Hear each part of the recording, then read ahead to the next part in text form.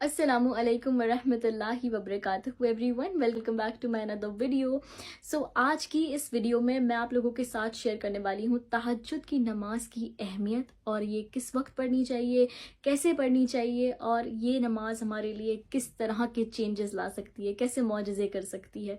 اگر ہم چاہتے ہیں نا اپنی زندگی میں میریکلز، کہ زندگی بالکل پلٹ جائے اور دونوں جہاں سنور جائے، تو اس کے لیے اگر آپ یہ نماز نہیں پڑھ رہے ہیں نا رات کے آخری پہر میں، یا عشاء کے بعد سے اس کا وقت ویسے شروع ہو جاتا ہے، تو اگر آپ یہ نماز نہیں پڑھ رہے، اس کا مطلب آپ کو وہ چیز چاہیے ہی نہیں. یعنی کہ اگر آپ میں وہ شدت ہے کہ آپ کو کچھ چیز چاہیے، یا پھر آپ کو دونوں جہاں کی خوبصورتی چاہیے، دونوں جہاں کی کامیابی چاہیے، اور اگر آپ یہ نماز نہیں پڑھ رہے تو اس کا مطلب وہ شدت نہیں ہے، آپ کو اتنی چاہیے نہیں. کیونکہ اگر آپ کو چاہیے اور آپ یہ نماز پڑھتے ہیں تو یہ بات واضح ہے، اللہ کا وعدہ ہے کہ میں اپنے بندے کو ضرور ضرور عطا کروں گا جب وہ مجھ سے اس وقت سوال کرتا ہے کسی بھی چیز کا.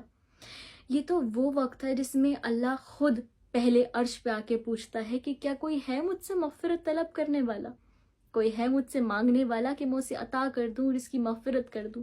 تو ہم ہی بے وقوف ہوئے نا جو اس گولڈن ٹائم کو، گولڈن اپرچونٹی کو مس کر دیتے ہیں، اسی لیے کہ ہم سے اٹھا نہیں جاتا یا ہم سو رہے ہوتے ہیں.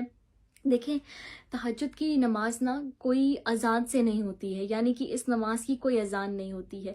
تہجد کی نماز کی جو اذان ہوتی ہے نا وہ دل سے ہوتی ہے.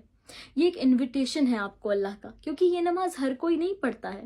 فجر ہر کوئی پڑھتا ہوگا لیکن تہجد ہر کوئی نہیں پڑھتا ہے.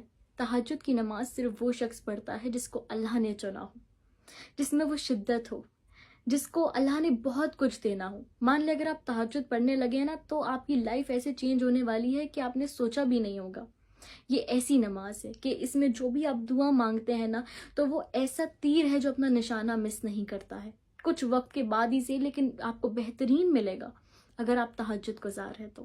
سب سے پہلے ہم اس کا ٹائم ڈسکس کر لیتے ہیں، جو کہ بہت لوگوں کو کنفیوژن ہوتی ہے. جیسے کہ تہجد کی نماز کا جو وقت ہے وہ عشاء کے بعد سے شروع ہو جاتا ہے اور فجر کی نماز کے پہلے تک رہتا ہے. آپ اس میں کبھی بھی پڑھ سکتے ہیں، لیکن ہاں جو بہتر ہے وہ یہی ہے کہ آپ فجر کے ٹائم سے تھوڑا سا پہلے پڑھیں، آدھا ایک گھنٹہ پہلے، جو رات کا آخری وقت ہوتا ہے.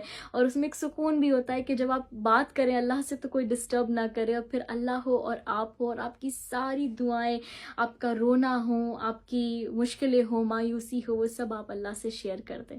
وہ آپ کا اور اللہ کا ایک ہوتا ہے نا می ٹائم، تو وہ اللہ کا اور آپ کا ایک وقت ہونا چاہیے مقرر، جو آپ پورے دن میں سے نکالیں اور اس میں ساری باتیں کریں.